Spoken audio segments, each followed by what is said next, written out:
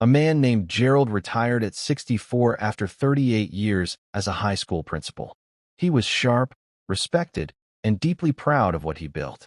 The day he walked out of that school for the last time, he told his wife, "Now I can finally rest." And rest he did. He slept in. He watched more television than he ever had in his life. He stopped making decisions because, he figured, he'd earned the break. His kids called less frequently because, well, Dad seemed fine. He was resting, just like he said he wanted. But here's what Gerald didn't expect. Within 18 months, his memory started slipping. Small things at first, misplacing keys, forgetting names. Then he started feeling low, unmotivated, almost invisible. His doctor didn't find anything obviously wrong, but Gerald was quietly falling apart. What happened to him is not rare. In fact, it's one of the most common and least talked about patterns that unfolds in the years right after retirement. The things Gerald stopped doing when he left work weren't just professional habits. They were keeping his brain alive, his identity strong, and his body functioning at its best. And that's exactly what today's video is about. Because stopping work is just the beginning. What you stop doing after that, that's where the real story starts. Retirement is supposed to be the reward. You worked hard. You saved. You sacrificed weekends, holidays, and late nights. And now it's your time. Nobody is going to argue with that. But here's something that doesn't get said nearly enough. Retirement, as wonderful as it can be, also comes with a hidden set of risks, and most of them aren't financial. They're behavioral. They're psychological. They're about the habits and routines that quietly held your life together for decades, and what happens when those things suddenly disappear. Research from institutions like Harvard, Stanford, and the National Institute on Aging has consistently found that the years immediately following retirement are among the most vulnerable in a person's entire life, not because of age itself, but because of what people unknowingly stop doing. In this video, we're going to walk through the things you should stop doing, or, in many cases, things you should never have started doing in the first place, to protect your health, your happiness, your mental sharpness, and your sense of self in retirement.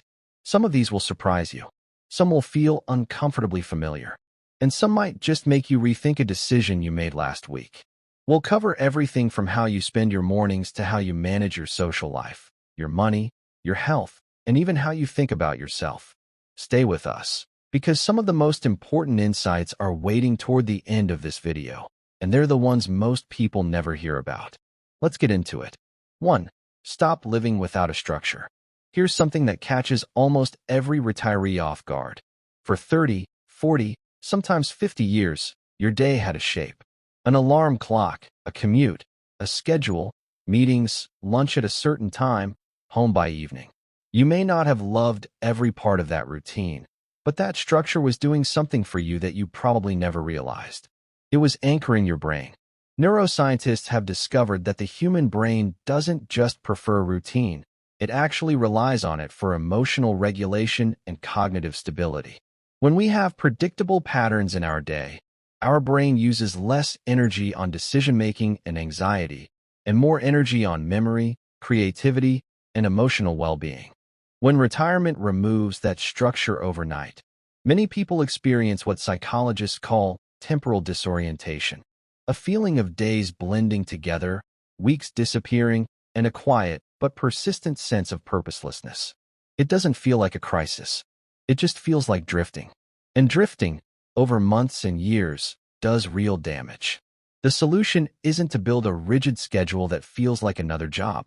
It's to create what researchers call a flexible framework, a loose but consistent daily rhythm that gives your brain something to expect. A morning walk at the same time, a creative project in the afternoon, a weekly commitment that puts something on your calendar. Gerald, the principal from our opening story, had been the one holding structure for hundreds of students and teachers for nearly 4 decades. The moment he retired, he had none for himself. That's where the unraveling began. You don't need a boss to have a schedule.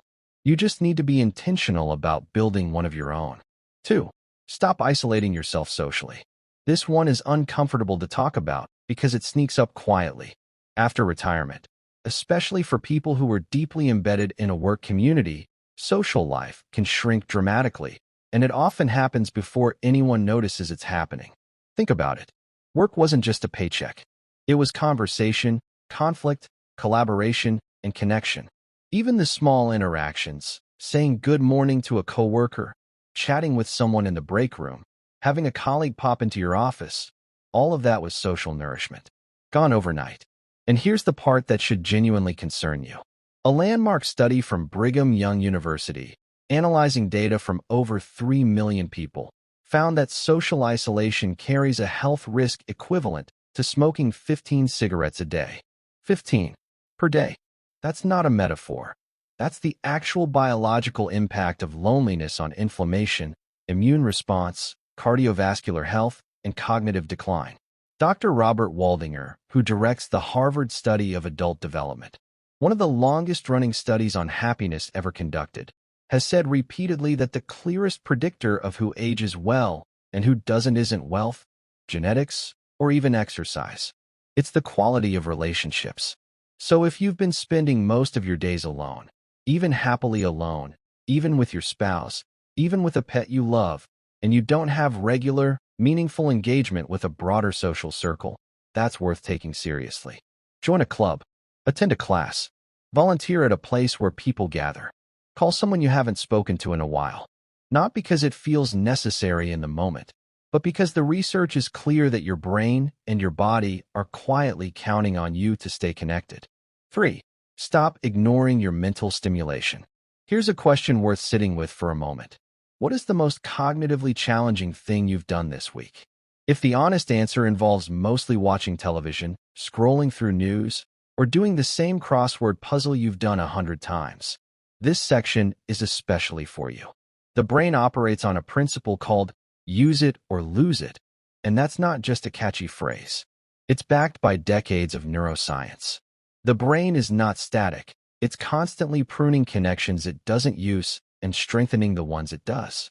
This process, called neuroplasticity, doesn't stop when you retire, but it does depend on you giving your brain new challenges to work through. A study published in the New England Journal of Medicine found that seniors who engaged in cognitively stimulating activities, things like reading, playing musical instruments, learning new games, or picking up a new skill, showed significantly lower rates of dementia than those who did not. What's particularly striking is that it wasn't just the amount of activity. It was the novelty. Doing familiar things, even complex ones, doesn't produce the same protective benefit as learning something genuinely new. That's why watching your favorite show every night, even if it's a smart drama, doesn't cut it in the same way. Your brain already knows how to watch television. What it doesn't know how to do, yet, might be exactly what it needs. A language, a musical instrument, woodworking, watercolor, chess, something that makes you feel slightly uncomfortable because you're a beginner again. That discomfort, that's your brain growing. 4. Stop letting your physical activity disappear. There's a belief that retirement gives you a pass on pushing yourself physically. You've earned rest. Your joints are different than they were at 35. Exercise sounds exhausting. But here's what the science says, and it's worth hearing clearly. Physical inactivity after retirement is not neutral. It is actively harmful, and surprisingly quickly. A study from the Journal of the American Medical Association found that adults who significantly reduced their physical activity after retirement experienced accelerated loss of muscle mass, bone density, and cardiovascular fitness within as little as 6 months. These are not reversible overnight. The longer inactivity continues, the more work is required to recover what was lost. But here's the insight most people miss. Exercise in retirement isn't primarily about weight or appearance. It's about independence. Every study on aging and physical function points to the same conclusion. The people who maintain their strength, balance, and cardiovascular fitness in their 60s and 70s are dramatically more likely to remain independent, living in their own homes, driving their own cars, doing their own shopping, well into their 80s and beyond. One habit that takes on outsized importance after retirement is walking. Not because it's the most intense form of exercise, but because it's sustainable, social, accessible, and profoundly effective. Research from Harvard Medical School found that walking just 30 minutes a day, 5 days a week, reduces the risk of heart disease, type 2 diabetes, and cognitive decline. The goal isn't to train like an athlete. The goal is to keep moving so that your body keeps serving you. 5. Stop making financial decisions alone and impulsively. Retirement brings a shift in how you relate to money. Instead of accumulating it, you're drawing it down. And that psychological shift alone can lead to decisions that, years later, cause serious regret. 2 patterns show up again and again in retirees who struggle financially later in their retirement years. The first is impulsive generosity. Grandchildren need help with tuition. An adult child goes through a rough patch. A sibling faces a medical crisis. And you, having spent a lifetime being a provider, reach into your retirement savings to help. No judgment here. The impulse comes from love. But financial advisors consistently report that retirees who draw heavily on savings for family in their early retirement years often face genuine hardship in their 80s, when expenses rise and the buffer is gone. The second pattern is trusting the wrong people. Seniors are disproportionately targeted by financial scams and by poorly aligned advisors. The Federal Trade Commission reports that people over 60 lose billions of dollars each year to fraud, and the most successful scams often come from people who feel familiar or friendly. The practical guidance here is specific. Never make a major financial decision in the same conversation where it's first proposed. Give yourself a 48-hour minimum. And never move money without first speaking to a fiduciary financial advisor, someone legally obligated to act in your interest, not their own. Your retirement savings represent decades of your life. They deserve to be treated with the same seriousness that earned them. 6. Stop neglecting preventive health care. This is one of those sections where people tend to think, "Oh, I'm good about this," and then quietly admit they haven't scheduled a certain appointment in 2 or 3 years. Here's the reality.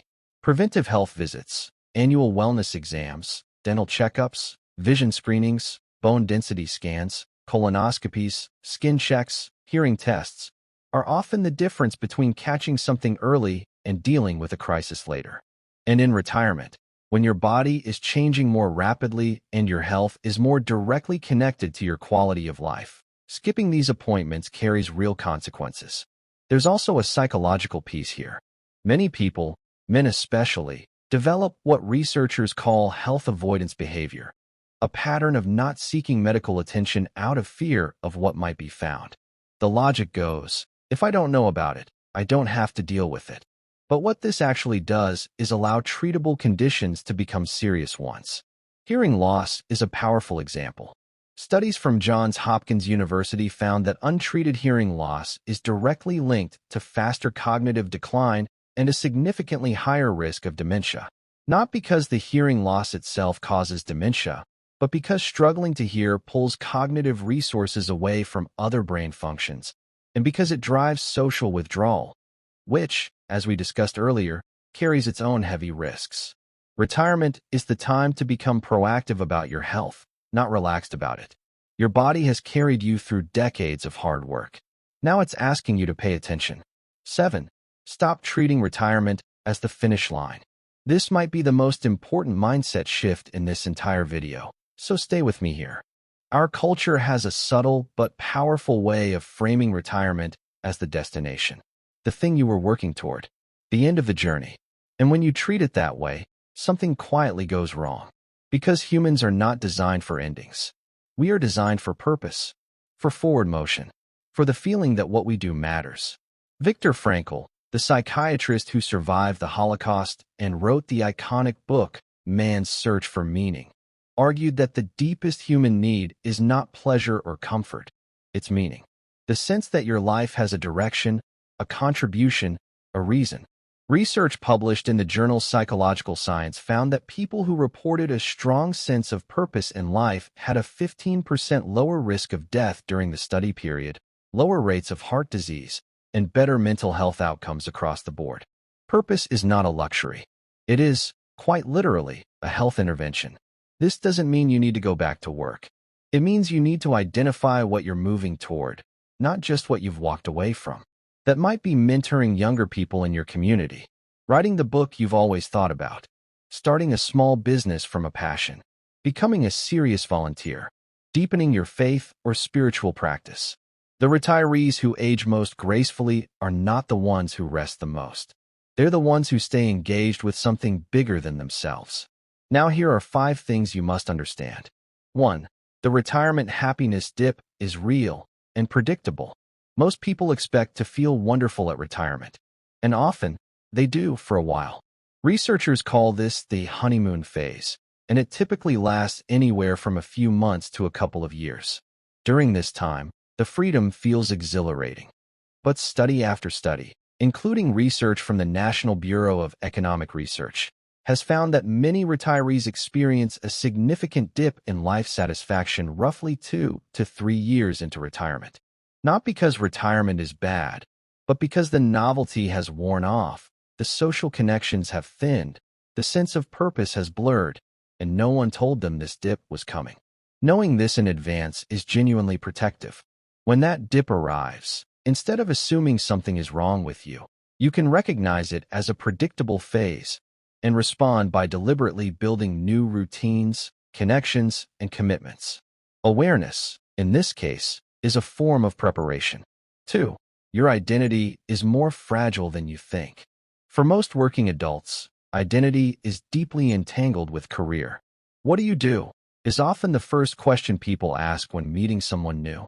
And the answer shapes how we see ourselves, not just how others see us. When that answer is no longer available, something unexpected can happen. Psychologists call it role exit, the experience of losing a social identity you've held for decades. And the emotional impact of role exit is frequently underestimated, even by people who genuinely wanted to retire. Research from the American Psychological Association shows that retirees who struggle most are often those who had the most prestigious or deeply meaningful careers, because the gap between who they were professionally and who they are now feels largest. The insight here is this: before retirement, and certainly after, invest actively in building identity that doesn't require a job title. Relationships, creative work, community involvement, spiritual life, personal values.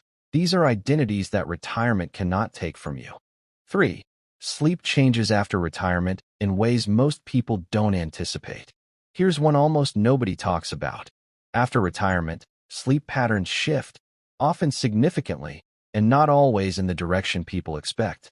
Without the external pressure of a work schedule, many retirees gradually shift to later bedtimes, longer nights in bed, and more daytime napping. On the surface, this sounds like a perk. But sleep researchers have found that excessive time in bed, beyond roughly 7 to 9 hours for most older adults, is actually associated with poorer sleep quality, increased fatigue, and higher rates of depression. Additionally, the loss of a consistent morning anchor, an alarm, a commute, a reason to get up, can destabilize the body's circadian rhythm, leading to fragmented sleep, reduced deep sleep stages, and the cognitive fogginess that many retirees attribute simply to aging. The practical guidance is counterintuitive but well supported. Wake up at roughly the same time every day, even on weekends, even in retirement. Protect morning light exposure, and resist the temptation to compensate for poor nighttime sleep with long afternoon naps. These simple habits have a measurable impact on mood, memory, and energy, outcomes that affect every other area of your retirement life. We covered a lot of ground today, and none of it was meant to add weight to your shoulders. It was meant to give you something more valuable than that: clarity. Retirement is one of the greatest opportunities life offers. Freedom, time, the chance to choose how your days are shaped. But that freedom only becomes fulfilling when it's met with intentionality. Stop letting your days go unstructured. Stop allowing isolation to set in quietly. Stop neglecting your brain, your body, and your preventive health. Stop making financial decisions impulsively or alone. Stop treating retirement as the finish line and start asking yourself what you're building toward now. The people who thrive in retirement are not the ones who had the most money saved or the best health at 65. They're the ones who stayed curious, stayed connected, stayed purposeful, and stayed honest with themselves about what they needed to live well. And if Gerald from the beginning of this video had heard these things before his retirement, or even in those first quiet months, his story might have unfolded very differently. The good news is that for most of what we discussed today, it's never too late to begin again. You've spent decades building a life. Now take the same care building the chapter that comes next. It might just be the best one yet. If this video helped you, consider subscribing for more practical insights on healthy aging, retirement, and living a healthy life. There's so much more worth knowing, and we'll be here every week to help you navigate it.